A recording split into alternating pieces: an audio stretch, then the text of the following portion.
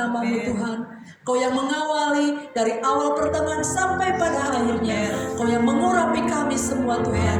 Bahkan teman-teman kami yang masih di perjalanan Tuhan, percepat langkah mereka untuk bersama-sama dengan kami memuji dan memuliakan nama Engkau. Kami serahkan semuanya ke dalam tangan-Mu ya Bapa. Hanya dalam namamu kami berdoa dan mengucap syukur. Haleluya. Amin. Mari kita beri kemuliaan bagi nama Tuhan. Haleluya. Kita bersyukur pada hari ini kita berada di bulan Agustus, di hari kemerdekaan bangsa kita. Kita mau merayakan dengan penuh semangat ya, merdeka. Haleluya.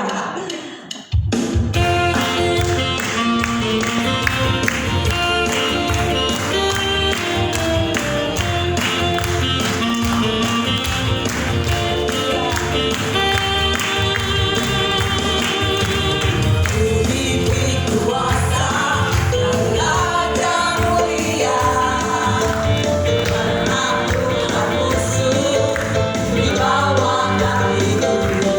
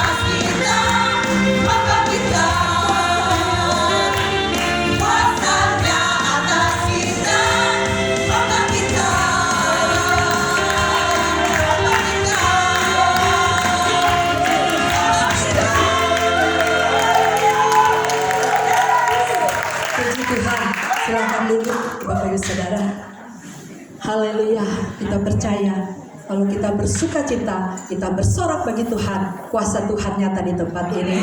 Tidak ada yang mustahil, mujizat Tuhan nyatakan. Amin. Haleluya. Mari kita mempersiapkan hati kita untuk mendengarkan firman Tuhan. Kita percaya. Mari kita meminta kepada Tuhan biar kuasa Tuhan itu nyata dalam kehidupan kita.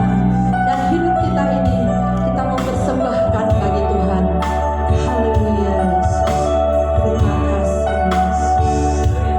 Biarlah nama kuasa Tuhan.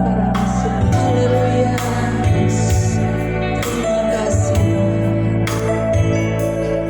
Hidupku menggenapi firman-Mu. Tanda mujizat sertai tiap langkahku. Kau bersamaku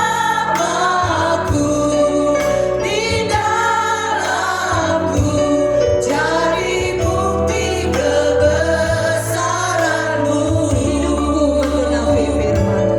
Hidupku menggenapi firman-Mu. Tanda mujizat sertai tiap langkahku. Kau bersamaku di dalamku, jadi bukti kebesaran-Mu. Mari saya jemput kembali bagi kita bangkit berdiri. Kita mengatakan kepada Tuhan, Tuhan Kau sempurna. Yang selalu merencanamu dalam kehidupan. Kita berharap serahkan hidupku, murnikan dengan Roh-Mu. Tuhan Kau sempurna dalam rencana-Mu dan karya-Mu. Ku serahkan hidupku, murnikan dengan Roh-Mu. Hidupku menggenapi firman-Mu. Tanda mujizat sertai tiap langkahku. Kau bersamaku di dalamku, jadi bukti kebesaran-Mu. Hidupku menggenapi firman-Mu. Hidupku menggenapi firman-Mu. Tanda mujizat sertai tiap langkahku. Kau bersamaku Di dalamku, jadi bukti kebesaran-Mu. Hidupku menggenapi firman-Mu. Tanda mujizat sertai tiap langkahku. Kau bersamaku di dalamku, jadi bukti kebesaran-Mu. Kau bersamaku. Kau bersamaku di dalamku, jadi bukti kebesaran-Mu. Saya menyerahkan kepada hamba Tuhan. Kau bersamaku di dalamku, jadi bukti kebesaran-Mu. Sungguh benar ya Tuhan.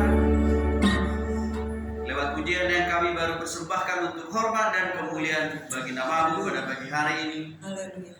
Kalau kami boleh ada hingga pada hari ini dan sudah barang tentu esok dan seterusnya,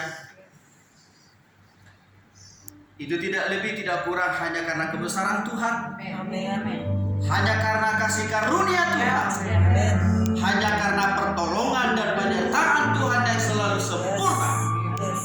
yang selalu terus kami nikmati, kami rasakan, kami alami.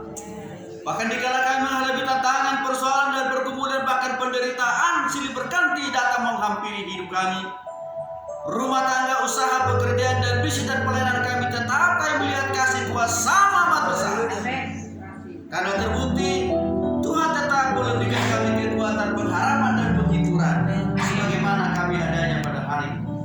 Terima kasih Tuhan oleh anugerah-Mu juga yang telah memberikan kehormatan bagi seluruh ibu-ibu yang telah hadir pada pagi hari ini. Bapa dalam surga, hamba melihat kehadiran ibu-ibu yang ada di tempat ini bagaikan Maria yang mau bertekuk lutut di hadapan kaki Tuhan, menyembah bahkan mendengarkan firman Tuhan. Dan inilah satu bentuk, satu cara bagaimana para perempuan, bagaimana para ibu-ibu menyenangkan hati Tuhan. Untuk itu ya Tuhan, sekali lagi sebelum Tuhan berbicara, sebelum Tuhan memberkati kami dalam ibadah kami pada pagi hari ini, kami datang dengan segala kerendahan hati. Ampuni, kuduskan, sucikan kami dari segala dosa dan pelanggaran-pelanggaran kami. Dan kami bersyukur Yesus yang telah mati dan bangkit sudah memerdekakan kami dari dosa. Sudah membebaskan dan membebaskan kami dari belengguan dan keterkuasaan ini. Terima kasih kemerdekaan yang total yang telah Kau berikan bagi kami melalui kematian dan kebangkitan-Mu lebih dari 2000 tahun yang lalu.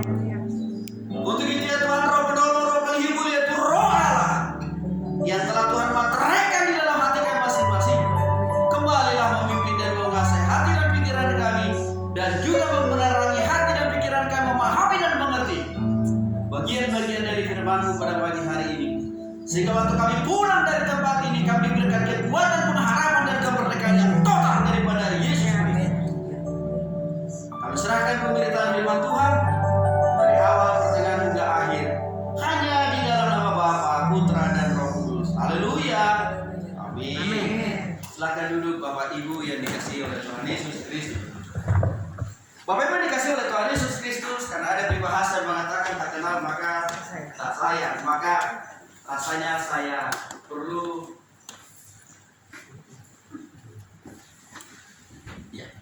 baik memperkenalkan sepintas Bapak Ibu.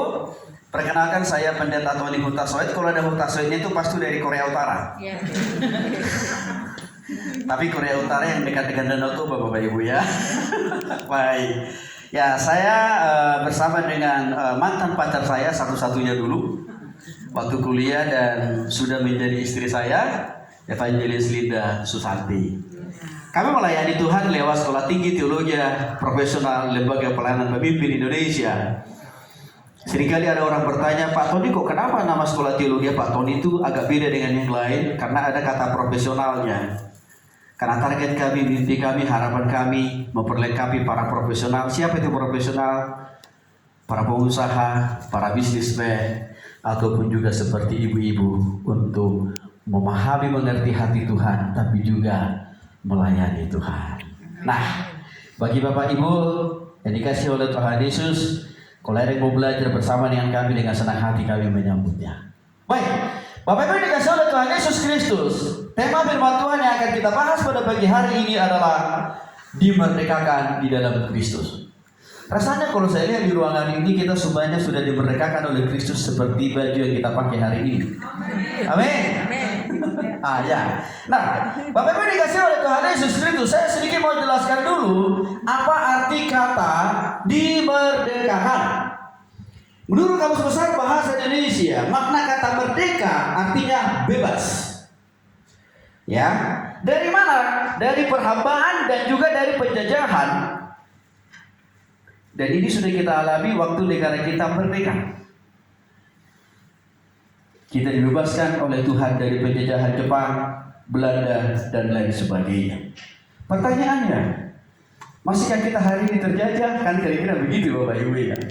Kalau tempo dulu, bangsa dan negara kita ini kan dijajah oleh bangsa lain. Dan dengan anugerah Tuhan kita telah dimerdekakan dari semua hal itu. Tetapi ada bentuk penjajahan baru hari-hari ini yang sedang dialami oleh bangsa dan negara kita. Itu penjajahan di antara sesama warga negara Indonesia.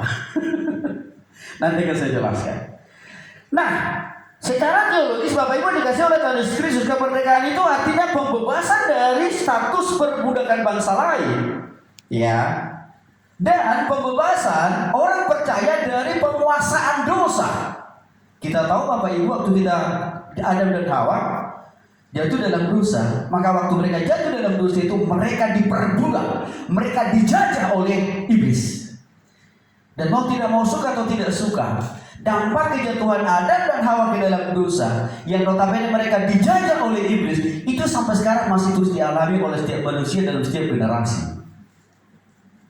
Artinya inilah yang saya maksud tadi. Kita memang sudah merdeka dari bangsa lain, tetapi kita masih sering juga masih dijajah oleh iblis. Salah satu manifestasi atau kehadiran daripada penjajahan iblis di masyarakat Indonesia adalah, maka seringkali ada orang-orang tertentu juga menjajah sesama warga negara Indonesia. Caranya bagaimana? Dengan memperlakukannya tidak manusiawi, dengan memperlakukannya tidak adil. Pertanyaan lebih jauh lagi, Pak Pendeta, apakah ada penjajahan itu juga di antara orang Kristen? Yes. Waktu para suami melarang istrinya untuk ikut persekutuan Deborah, ya, air hidup, maaf. Oke. Air hidup, gitu ya. Padahal suaminya tahu dia datang di persekutuan ini untuk berdoa minta berkat, kekuatan, pengharapan supaya suaminya diberkati oleh Tuhan. Tapi suaminya bilang tak boleh, tak bisa, cukup di rumah saja. Berarti ini jenis suami kita sedang dijajah oleh iblis. Begitu ya. Karena kenapa? Melarang istrinya melakukan sesuatu hal yang benar, kan? Tapi dengan kehadiran ibu-ibu di tempat ini membuktikan bahwa kelihatannya suami-suami kita sudah dimerdekakan oleh Kristus. Amin. Sehingga ibu-ibu boleh datang di tempat ini. Nah, Bapak Ibu dikasih oleh Tuhan Yesus Kristus, itulah arti sekilas tentang merdeka. Bahwa kita memang perlu dibebaskan dari berbagai dosa. Maka mari kita lihat dulu bagian slide yang kedua. Ya, mari kita lihat dulu kitab kita Bapak Ibu dalam Roma pasal 6 sebagai subtema kita, dasar firman Tuhan dari tema kita. Roma pasal 6 ayat yang ke-18. Saya akan baca buat kita. Dikatakan di sana begini. Kamu telah dimerdekakan dari dosa dan menjadi hamba kebenaran. Oke. Kamu telah dimerdekakan dari dosa dan menjadi hamba kebenaran. Dalam hal ini Bapak Ibu dikasih oleh Tuhan Yesus Kristus. Saya mau menjelaskan dulu kepada kita apa dampak, apa manfaat atau hasil kalau kita sudah dimerdekakan dari dosa. Dari ayat ini yang pertama kita lihat, waktu kita dimerdekakan salah satu hasilnya itu kita dibebaskan dari keterikatan dosa itu sendiri. Tadi kan saya jelaskan bagaimana caranya supaya kita mengalami kemerdekaan. Nanti paling akhir saya akan tunjukkan sebuah film singkat. Contoh suami yang begitu kejam, setelah dimerdekakan oleh Kristus, dia bisa mengasihi istri, anak, mertuanya. Tapi mari kita mulai dulu dari bagian ini. Jadi kemerdekaan yang Tuhan lakukan kepada kita, yang Tuhan berikan adalah kemerdekaan dari dosa. Artinya apa Pak Tuli? Dosa turunan dari Adam dan Hawa.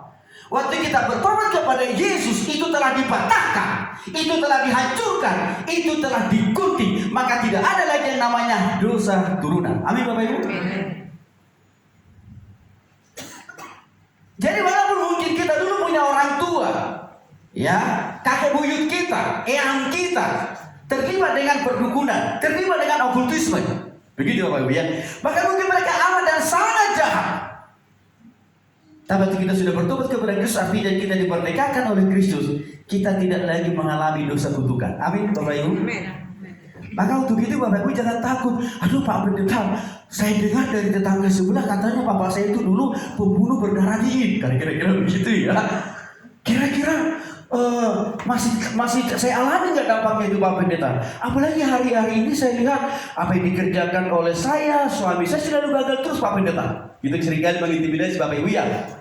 Jangan-jangan ini dosa turunan. Kalau suami dan istri sudah bertobat kepada Kristus, artinya sudah dimerdekakan, sudah dibebaskan dari lepaskan dari dosa keterikatan dari kakek nenek moyang kita. Amin Bapak Ibu. Lah, tapi kan Pak Pendeta, saya masih mengalami persoalan pergumulan di dalam hidup ini. Kalau kita sudah dimerdekakan oleh Kristus, kalau kita sudah bertobat kepada Kristus, pergumulan, persoalan dan penderitaan itu belum tentu karena dosa turunan, belum tentu. Tapi bisa saja Tuhan sedang menguji kualitas iman dan pengharapan kita. Nah, yang kedua dikatakan, kemerdekaan itu membebaskan kita dari hukuman. Apa maksudnya ini Pak Pendeta? Bapak Ibu dikasih oleh Tuhan Yesus Kristus. Kalau kita belum bertobat kepada Kristus, kalau kita belum dimerdekakan oleh Kristus, artinya hidup terus dalam dosa, maka memang sudah pasti Bapak Ibu dikasih oleh Tuhan Yesus Kristus, hukuman sudah menanti kita. Ada dua jenis hukuman itu. Hukuman di dunia ini akan bisa kita alami. Apa itu contohnya Pak Pendeta? Persoalan dan pergumulan tidak ada akhirnya. Sakit penyakit tidak pernah ada endingnya. Bahkan sampai kita dipanggil oleh Tuhan, tempatnya di mana? Neraka. Tapi bagi orang yang sudah bertobat kepada Kristus, yang telah dimerdekakan oleh Kristus, artinya tidak lagi kita mengalami penghukuman itu. Yang berikutnya, apalagi dampak daripada kemerdekaan itu? Kita dibebaskan dan dilepaskan dari penguasaan si jahat. Salah satu contoh konkretnya, orang yang sudah bertobat kepada Kristus, orang yang sudah dimerdekakan oleh Kristus tidak akan mungkin kesurupan. Amin. Wah, tapi Pak Pendeta, ada saudara saya, orang tua saya kesurupan loh. Bahkan waktu saya wawancarai, saya tanya, siapa kau? Saya ompumu. Dan itu pernah saya alami Bapak Ibu. Yang kesurupan ini ya istri Pak D saya. Waktu dia kesurupan langsung bilang, Tony kau duduk sini. Saya bilang, kayak gini. Bukan bude saya ini, bukan inang muda saya ini. Lalu saya bilang, siapa kau? Saya opumu. Biasanya kan saya panggilkan inang muda ya. Tiba-tiba dia bilang, saya opumu. Saya makin curiga. Ini kelihatannya ada roh lain ini. Oke, saya wawancarai. Saya tanya, kalau memang kamu adalah opung saya, nenek saya, coba sebutkan nama cucumu yang paling besar. Dia tahu loh Bapak Ibu. Tahu. Lalu sekarang saya tanya lagi, coba sebutkan lagi cucumu yang baru lahir. Dia juga tahu. Kayaknya ini opung benaran ini. Tapi Bapak Ibu dikasih oleh Tuhan Yesus Kristus, itu bukan kakek kita, bukan nenek kita, bukan opung kita juga. Tapi itu manifestasi dari kehadiran setan. Karena sebenarnya setan itu kan dalam wujud roh dia. Dia hanya bisa kita lihat dengan mata kepala waktu dia menghinggapi orang yang belum dimerdekakan oleh Kristus.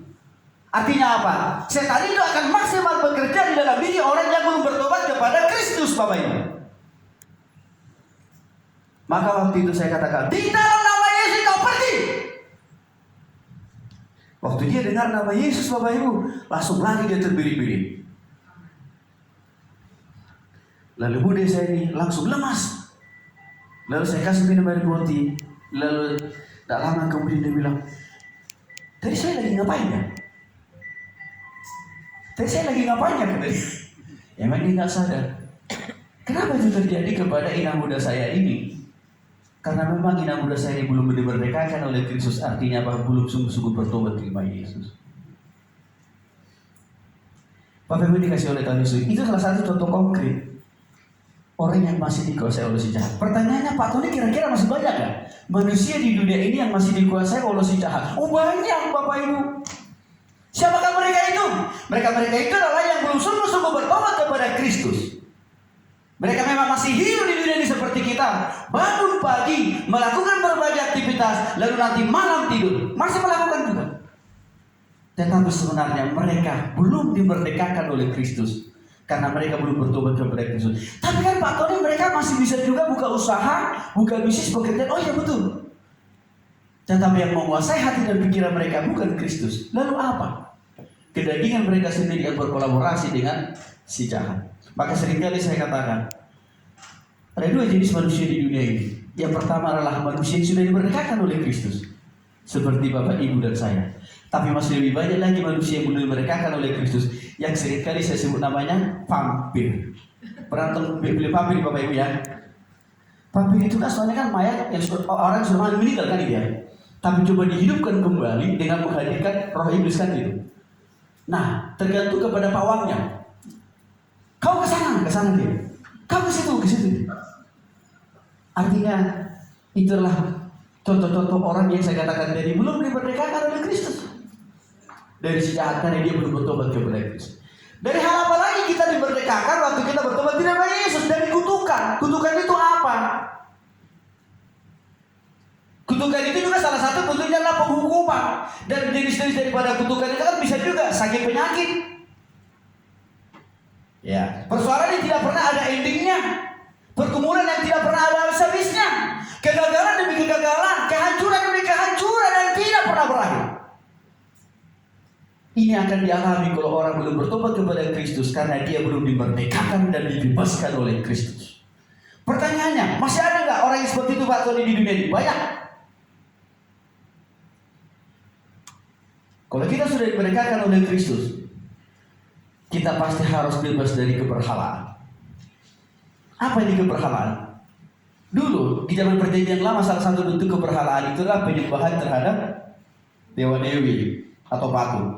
Tapi ada jenis berhala baru masa kini dan tidak jauh dengan kita Bapak Ibu. Tahu apa itu? HP. Ini jadi berhala baru nih. Ini jadi Tuhan baru nih. Bapak Ibu, wah, tapi kan Pak Tony apa salahnya itu handphone? Memang ini nggak salah, ini nggak dosa Bapak Ibu, enggak. Ini kan benda mati ya. Ini kan netral sifatnya. Tapi ini bisa kita jadikan jadi Tuhan, jadi berhala baru. Kalau kita sudah menggantungkan